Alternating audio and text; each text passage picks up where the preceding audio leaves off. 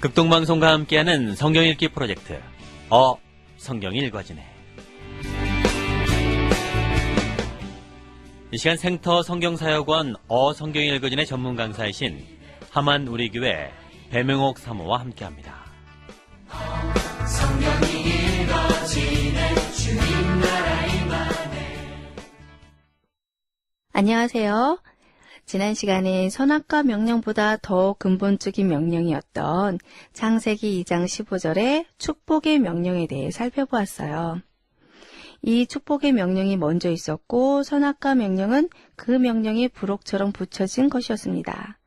즉 하나님의 형상을 지닌 사람은 자기 사명을 자각하고 그것을 위해 살아가면서도 그 사명을 감당하다가 진짜 주인은 자기가 아니라 하나님이심을 알고 살아가야 하는데 그것을 교육하는 실물 자료로 쓴 것이 바로 선악과이었어요.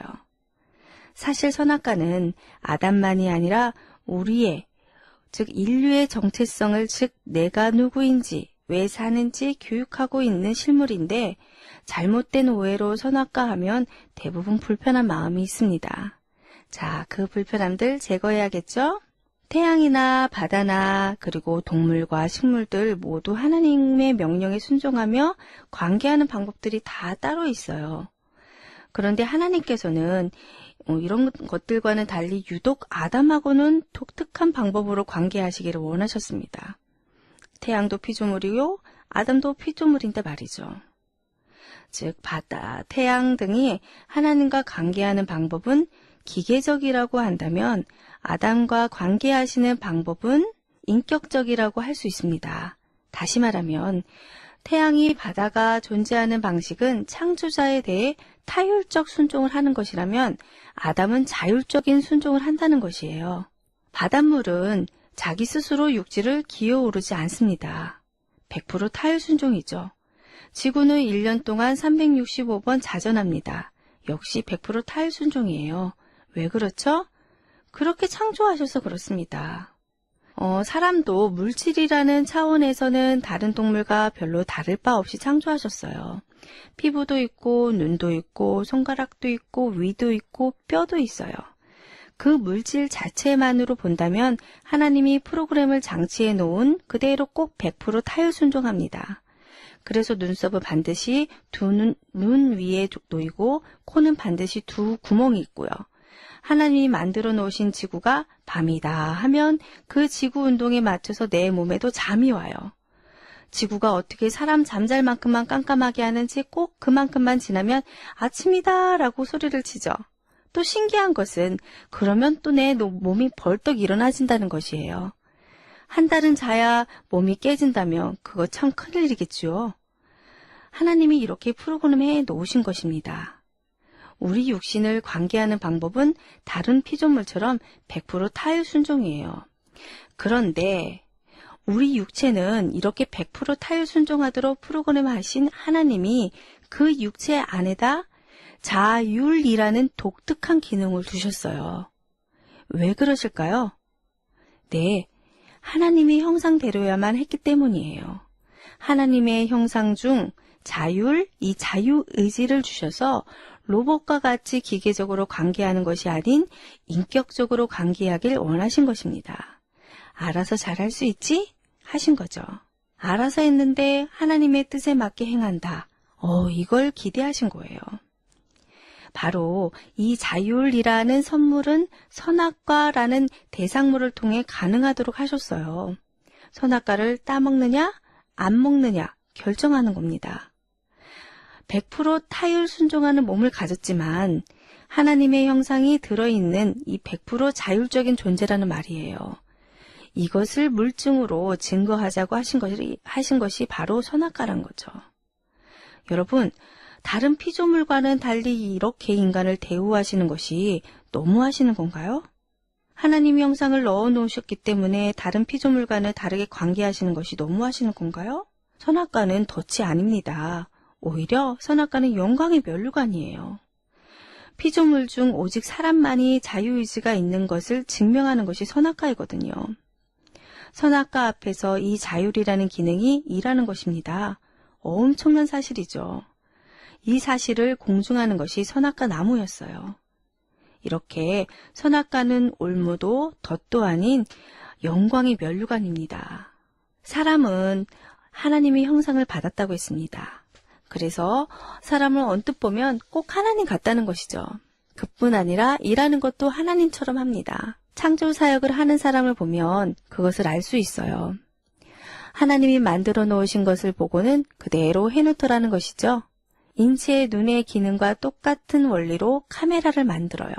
카메라는 눈알처럼 생겼습니다. 가위는 꽃게의 앞발과 똑같은 기능을 하죠. 그래서 가위는 꽃게 앞다리랑 닮았어요. 비행기는 새가 나는 원리로 난다고 합니다. 그래서 비행기 하면 날개가 생각나요. 사람은 이렇게 하나님이 만들어 놓으신 걸 보고 비슷하게 흉내내 만들 수 있는 만큼 능력이 있어요. 왜요? 하나님을 닮아서 그렇습니다. 빨간 장미, 파란 가을 하늘, 눈 내린 들녘의 석양, 부서지는 파도, 핑크빛 산호, 숲, 노랑보랑 주화, 셀 수 없는 많은 색깔의 물고기들, 또 다 각각 다른 생김새들. 하나님은 예술가세요. 이 아름다움을 표현하시는 가슴을 가진 예술가이십니다. 우리도 하나님을 닮아서 예술을 창조하는 가슴이 있어요. 흰눈으로 덮인 들녘에 붉게 노을이 지는 석양을 보고 그 아름다움을 흰색으로 붉은색으로 이렇게 저렇게 표현해 보고 싶은 사람도 있죠. 눈은 왜 흰지, 여름엔 왜 그렇게 비가 오는지, 해가 넘어갈 때는 왜 그렇게 하늘이 빨개지는지, 그리고 어떤 날은 왜 보라색이 되는지 그게 궁금해서 못 견디는 사람도 있어요.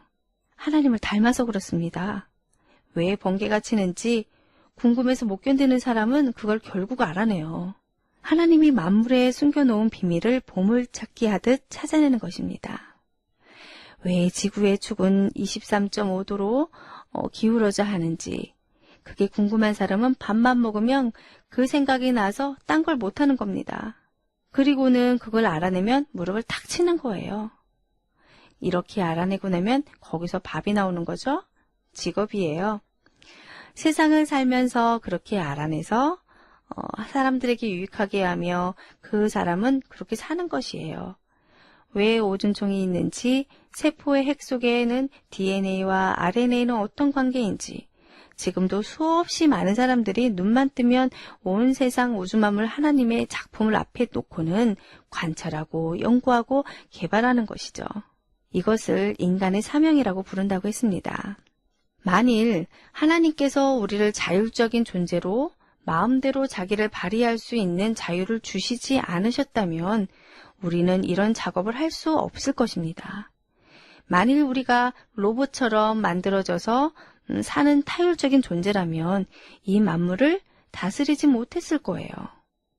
하나님과 인격적인 관계를 하도록 해주신 것도 영광인데 같은 피조물인 처지에 이렇게 다른 모든 피조물을 통치할 수 있는 권리까지 주셨다는 것입니다. 이 위대한 창조물들을 다 줄 테니까 그 원리들을 잘 찾아서 이용도 하고 그걸 갖고 또 다른 물건도 만들어내고 그래 보라는 것인 거죠. 그렇게 하기 위해 학교도 다니고 직업도 가지고 그러면서 살라고 했다는 것이에요.